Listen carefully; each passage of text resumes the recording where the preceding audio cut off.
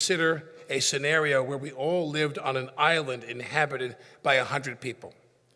A series of hypotheticals were discussed, all to push us toward understanding how we would manifest and administer a very direct form of government, completely unlike the one we tolerate now, where decisions are made every minute of every day based upon one fundamental transaction: the buying and selling of political power, typically by corporations and wealthy individuals seeking to control political players addicted to the ocean of campaign cash that is the blood supply of our current system. The students in that classroom were asked to consider some rather tough propositions, not the least of which is, what was the best way to operate a government, a society, when a dedicated cadre of people in our midst expose us to the possibility of significant catastrophe or death due to their ignorance, due to their greed, due to their fear. That discussion in that classroom is very much on my mind these days. In this country, we don't overthrow the government. We don't kill people we disagree with. We've endured some assassinations in our history, and those assassinations included some real doubt as to who did what to whom. Similarly, the U.S. has not hesitated to interfere in the political, economic, and military affairs of other countries, sometimes with deadly consequences. However, we've told ourselves that we are merely doing what our enemies and our allies would have done if they were in our shoes historically.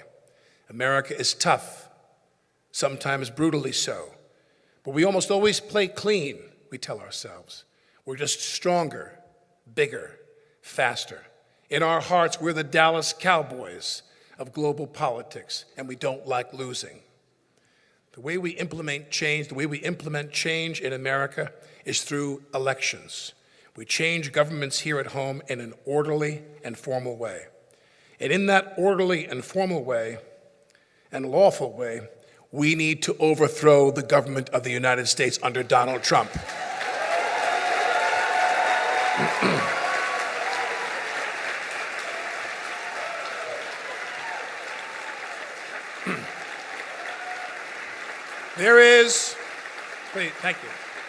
There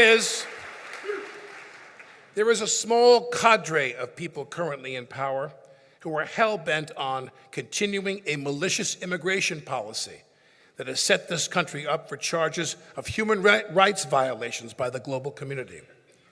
This cadre has looted money from the federal treasury and deposited it directly into the bank accounts of their most ardent political supporters, so that they and several generations of their descendants will have the resources to maintain the GOP in political power for as long as possible.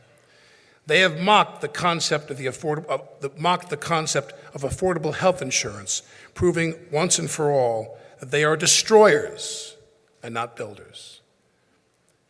And the way that they've assaulted the Affordable Care Act, a piece of legislation that I still believe is one of the most remarkable achievements of the Obama administration, is shameful. Their treatment of Obamacare is shameful.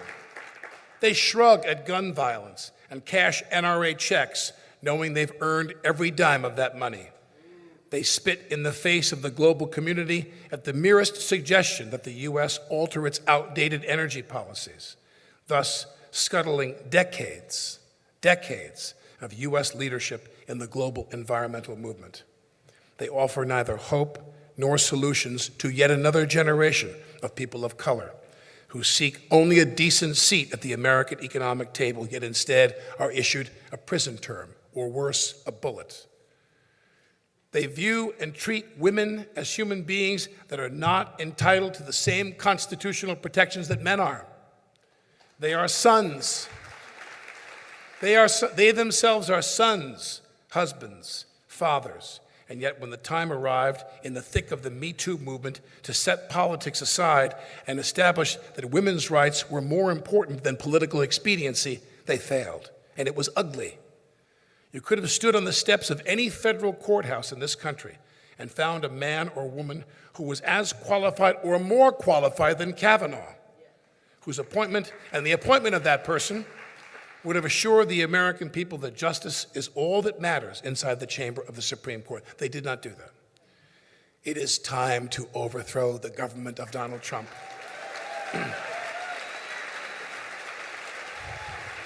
Not in any violent or unlawful way, but it must be overthrown nonetheless.